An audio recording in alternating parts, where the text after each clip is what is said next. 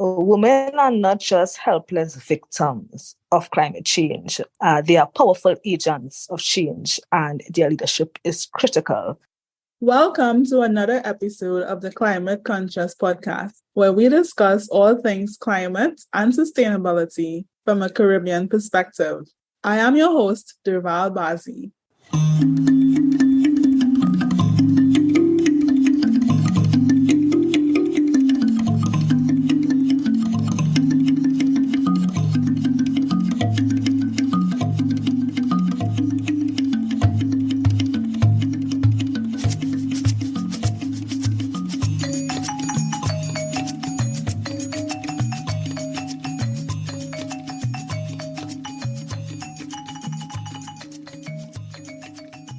Today, I'm delighted to welcome Crystal Roberts.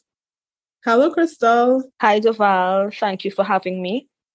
Crystal Roberts is an advocate for gender equality and the empowerment of women and girls. She is the president of the newly formed Crystal Clear Initiative of Trinidad and Tobago, a non-governmental organization dedicated to raising awareness on the intersectionality of climate change and gender inequalities and its implications for sustainable development.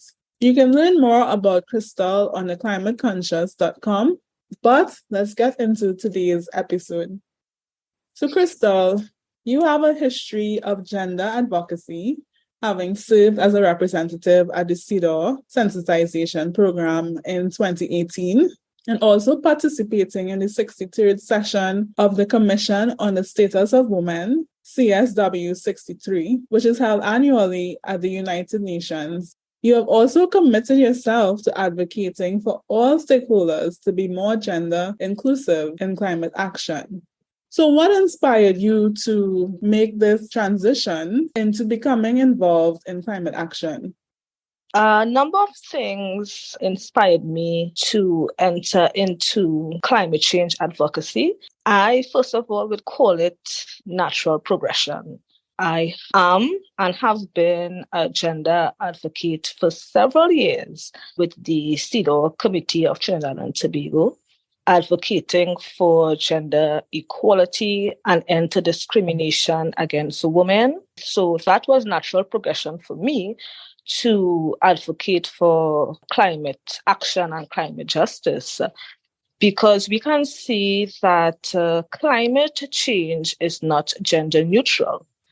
Apart from women facing a number of gender discrimination and gender inequalities, climate change is no different. Women are disproportionately affected by climate change in a number of ways. That is one of the reasons why I started climate change or climate action advocacy. Secondly, I live on an island, and though we are a resilient people, the Caribbean region faces several vulnerabilities. The mere fact of living on an island creates certain vulnerabilities, and the effects of climate change have exacerbated those vulnerabilities. The Caribbean region is particularly vulnerable to the impacts of climate change in numerous aspects, including temperature, precipitation patterns, sea level rise, extreme weather events, and the list goes on. And also, one of the other things that inspired me was growing up in a rural community and seeing where women in rural communities face further gender inequality and discrimination for the mere fact that they live in rural communities. And it was natural progression for me to advocate on behalf of women in climate action. I love how you put it, Crystal, in terms of natural progression. Thanks for sharing your inspiration for becoming even more involved in this work. It may sound cliche, but I think it's true when people say that there is no climate justice without gender justice. And I dare say there is no gender justice if we don't achieve climate justice, especially in the Caribbean region, where, as you mentioned, we are particularly vulnerable and in some ways already experiencing the impacts. Yes, indeed. Yes, indeed.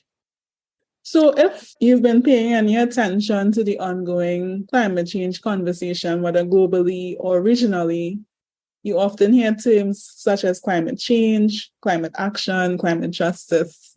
I know those terms have come up even in your introduction. So in the simplest terms, how would you define these different concepts, Crystal? Another nice question, Derval, and thanks for that.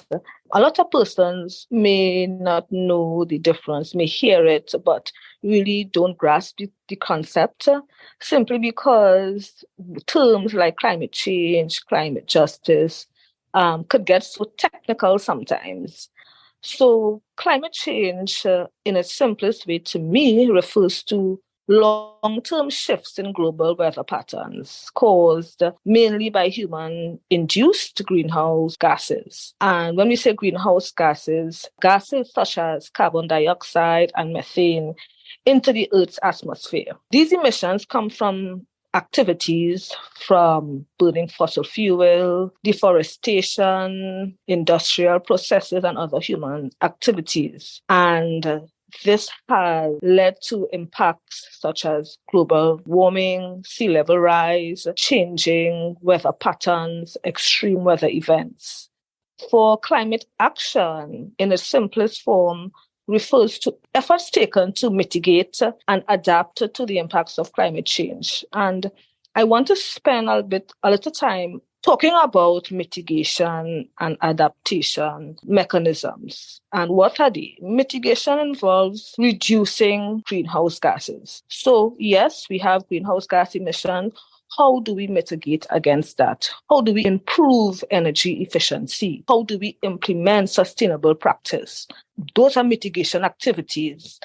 Adaptation really involves adjusting to the actual expected effects of climate change. And what do we mean by that? So how do we adapt? In its simplest forms, for example, we in the Caribbean here are vulnerable to hurricanes, flooding. When we think about building a house, it is important that we take into consideration the impacts of climate change, such as hurricanes and floods. So when we are building, what will be our house plan? We must take into consideration building a house that could protect you and withstand. How about we build a house on stilts as opposed to a flat house?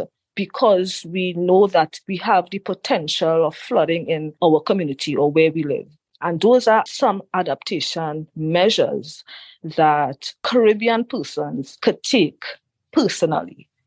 And climate justice is the principle that calls for fairness, equality, inclusion, taking into consideration the most vulnerable in society, vulnerable groups like women, young children, the elderly, the disabled, ensuring that climate change policies take into consideration those topics, those persons who are most vulnerable and who may not have the resources to mitigate and adapt to changing climate patterns.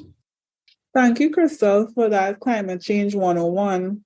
I think most persons are familiar with the issue of climate change, but I think it's important for us to sometimes take a step back and ensure that we understand what we're speaking about and we make the distinction between climate change, climate action, climate justice.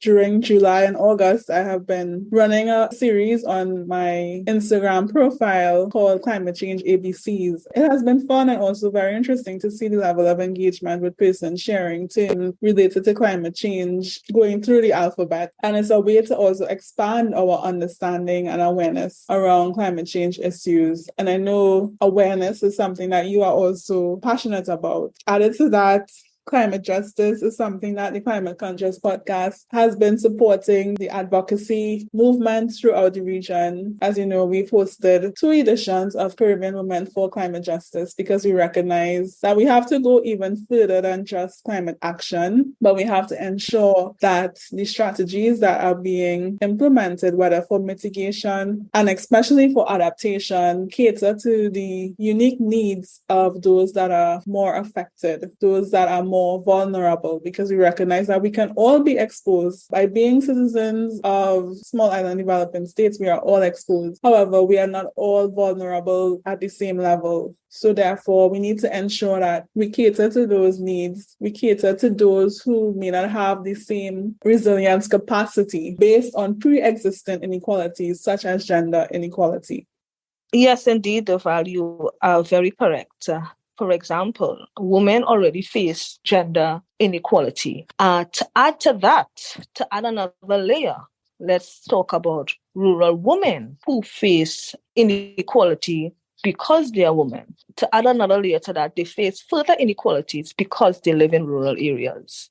And to add to that, then we have climate change, which adds another layer of inequality. So it just further exacerbates the inequalities faced by women.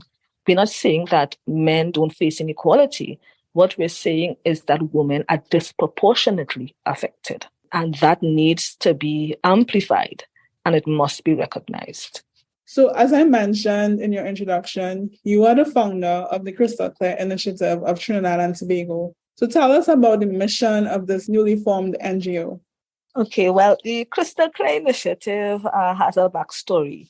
I actually started out with an Instagram page, and the inspiration behind the Instagram page is because I found myself sitting, and I'm sure that listeners would agree with me that you find yourself sitting sometimes for hours at a time on social media. But basically, most times it's nothing productive. And I said to myself, how do I use social media to be productive? How do I share knowledge? How do I create awareness?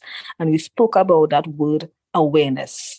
How do I make persons become aware of climate change, how it is affecting them, and they're not even knowing that it does?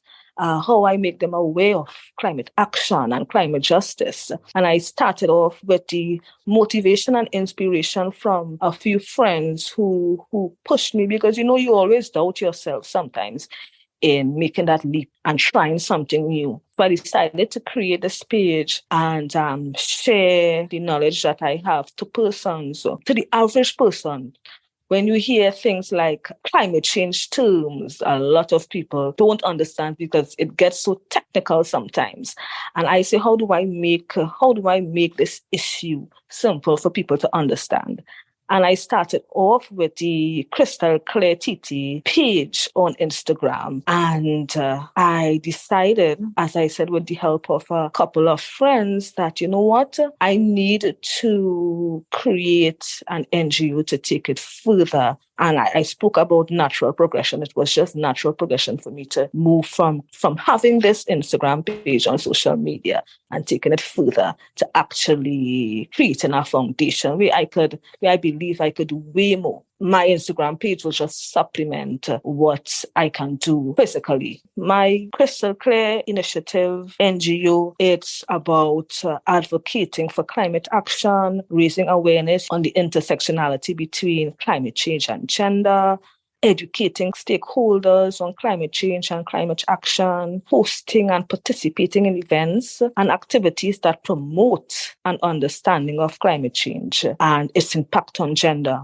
and also to educate stakeholders on climate justice and its implication to sustainable development and empowered life. And it is important that women take their place, and it is important that measures are taken for women to be part of the decision-making process formally, where women can influence policies because it is not sustainable for any country, whether developing or developed, that women make up approximately half of the global population. But when it comes to country negotiating teams on climate change, women make up less than 30% of climate negotiating teams. That cannot be sustainable to any country. And it is important that my organization assists in any way possible for women to have a chance, to have a voice at the decision-making table when it comes to climate change and climate justice. At the last CW4CJ conference, we had a panel entitled Gender Sensitive Leadership. And that was a play on the word leadership in terms of how do we facilitate the empowerment of women to take up more positions of power and to have their voices heard. And it's not only filling positions, but it's also when women ascend to positions of leadership, that they are empowered to lead with a gender-sensitive lens, with a gender-sensitive approach. And the discussion was inspired by the statement that women belong in all places where decisions are made, and especially when it relates directly to our lives and livelihoods. And we know that the climate crisis is one of the biggest challenges of our lives. So, yes, indeed, Derval, I agree. So you shared how your gender advocacy naturally led you to climate advocacy, as well as the influence of your rural upbringing. But I want us to go a bit deeper from your experience in terms of why women are more vulnerable when it comes to climate change and natural disasters. I get this question a lot of the times, and I'm always excited to share some points. Women are more likely to suffer from food scarcity because women are responsible for approximately half of the world's food production.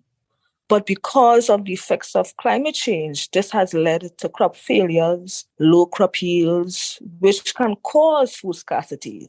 Women's access to food and water also becomes limited during extreme weather conditions such as droughts, floods, which can lead to malnutrition. Secondly, women are more vulnerable to extreme weather events. Women are more likely to suffer from the impacts of extreme weather events such as hurricanes or floods. Women face higher mortality rates, displacement, and injuries as they are hindered in the evacuation process. And why are they hindered in the evacuation process? Because women are responsible or the primary caregivers for the most vulnerable in society. They are responsible for the nurturing and caring of young children. They are responsible for the care of the elderly and the disabled, because as we know, women are more involved in informal work, which creates vulnerability in itself during extreme weather events, and protecting and running for safety because they are left with dependents. Also, women are at a higher risk of gender-based violence. Climate change can also increase women's risk of gender-based violence in a number of ways. Women are forced to migrate away from their homes during natural disasters in search of food, in search of water for themselves and their dependents. Women end up being in positions where they can be vulnerable to sexual assault and exploitation in disaster camps where they go for safety, and sometimes we see that you run for safety, calling a place a safe space to go to, but it's not really that safe. Women face sexual exploitation in those quote-unquote safe places. Women disproportionately access to climate finance. They had limited financial resources, credit facilities, access to land and land tenure, which further limits their abilities to adapt to the impacts of climate change. And those are some of the issues that women face, which further exacerbate the existing gender inequalities. Within the climate conversation, we often make the distinction between the global north and the global south. But even within countries in the global south, there are disparities. There are marginalized and underserved groups. There are more vulnerable groups, and they require attention, and not just attention, but they also require resources to build up their resilience capacity. So, Crystal, if you were speaking to a Caribbean leader, and I'm sure you are because they should all be listening to the Climate Conscious podcast, what is one of your recommendations for gender-sensitive climate action? My one recommendation is the education of women and girls on climate change, climate justice, and climate action. I'm always of the view that when we empower, when we educate women and girls, we educate and we develop our entire planet.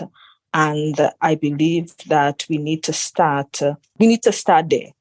And investments need to be made into the education of women and girls, how to prepare for a disaster, early warning signs, how to use agriculture that is adaptive to climate change. And I think if we empower women and girls with education and economic opportunities, we can increase their capacity to adapt to climate change and support sustainable development practice. So that is one recommendation I would make.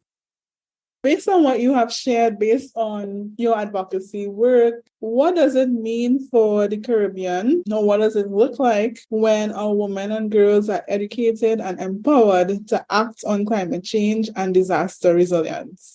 What I see is women's leadership and full participation in the climate movement, opportunities for women and girls, and increased presence and role in the community and climate action in the Caribbean if we are to empower women and girls and to educate them. I also see disaster risk reduction. I see a greater response to climate emergencies. I see the decision-making process being fair, sound policy being drafted, equality when it comes to the implementation of measures for climate action. I also see fairness in how we deal with both women and men and understanding the differences and the vulnerabilities that each group faces. Well, I definitely support your vision for a Caribbean future where our women and girls are educated and empowered to act on climate change and disaster resilience.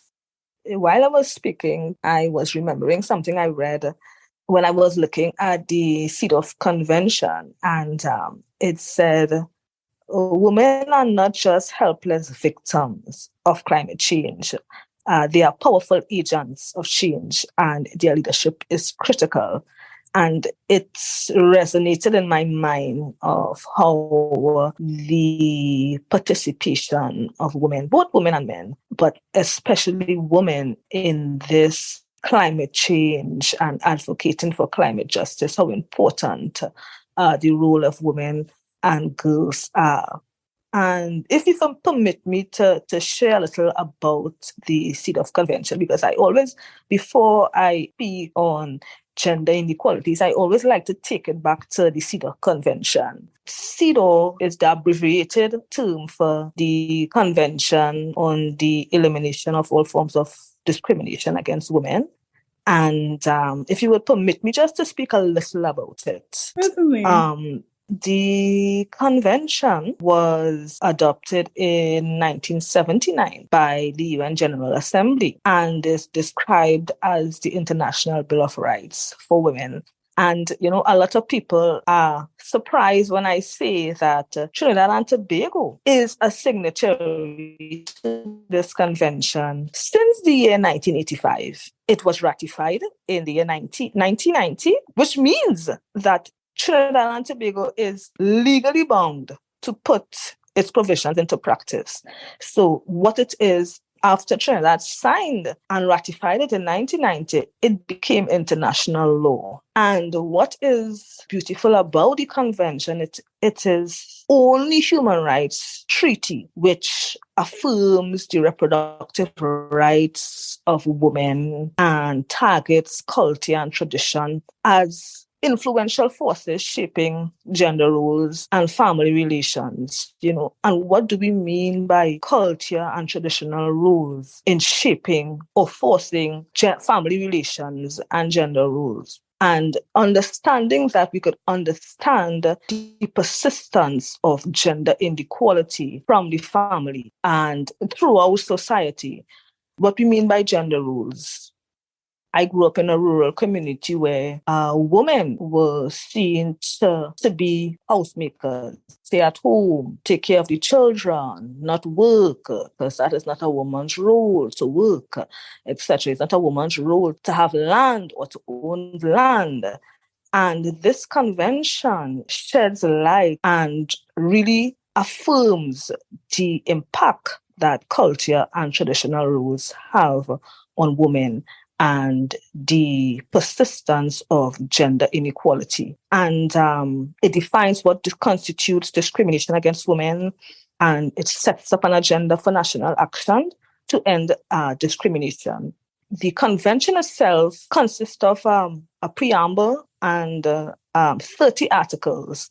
Now, the 30 articles cannot be changed. However, there is something called general recommendations.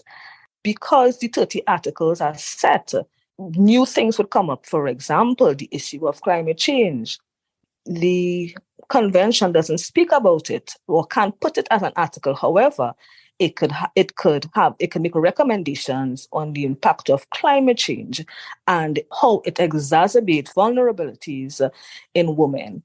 It's a beautiful convention. A lot of people don't know about the CEDAW convention, but I would hope that persons take a read and understand because when you read that convention, you understand what gender inequality is and how pervasive it is, and how there are layers and layers that further exacerbate gender inequality.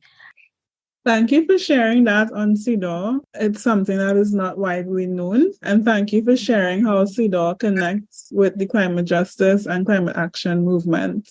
So, Crystal, as we conclude today's episode, I'd love to hear from you. What would make the world a better place? I would say at the very core of discrimination lies the notion or belief that an individual or a particular group or groups are deficient or inferior as compared to another and can be dominated, failing to recognize that that individual or group is not deficient. They are just different. And it is important to recognize each other's differences and not seeing it as deficient. We are not deficient, we are different. And it is important that we recognize each other's differences. And in recognizing each other's differences, we better understand that individual or group. And in understanding those differences, you are able to now help, assist in whatever way, implement some sort of temporary special measure to assist that individual or group and understand the vulnerabilities they face. They are not deficient, they are just different. And to me, that would make the world a better place. Well said, Crystal. So for my listeners, how can they connect with you? You can connect with me on Instagram at Crystal Claire TT. Facebook, same Crystal Claire TT, no space. You can also email me at crystalclaire 4, as in the number 4, tt@gmail.com. Okay, great. And we'll place the links for you to contact Crystal in the show notes. I want to thank you so much, Crystal, for joining me on the show and for this very interesting and informative chat about both gender and climate advocacy. You know, the work never ends, but I'm always so happy to encounter other persons doing the work in their own way. And as I said earlier, I'm really excited to see the continued growth of the Crystal Clear initiative. Thank you, Derval. Thank you so much for having me, and you continue to do the great work you are doing on your Climate Conscious podcast. I am very much inspired. Thank you for joining us for another episode of the Climate Conscious podcast. We'd love to hear from you. Let us know your thoughts on the show, or if there's any topic you'd like us to cover. Write to us at theclimateconscious@gmail.com or simply leave a review on your favorite app. Remember to follow The Climate Conscious on all social media platforms. See you next week.